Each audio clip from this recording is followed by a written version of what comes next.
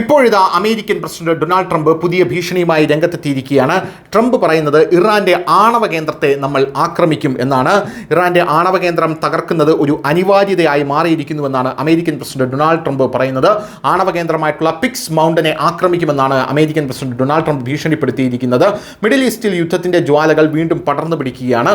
യാതൊരു തരത്തിലും യുദ്ധം അവസാനിക്കുന്ന യാതൊരുവിധ കാഴ്ചകളും കാണാനായി സാധിക്കുന്നില്ല എന്നുള്ളതാണ് പ്രധാനപ്പെട്ട കാര്യം. ഇതിനിടയിലാണ് മിഡിൽ ഈസ്റ്റിൽ യുദ്ധത്തിന്റെ ഈ തീച്ചൂളയിൽ ബഹ്റിനും കുവൈറ്റും ഇറാനെതിരെ അവരുടെ ആദ്യത്തെ നേരിട്ടുള്ള ആക്രമണം അഴിച്ചുവിട്ടത്.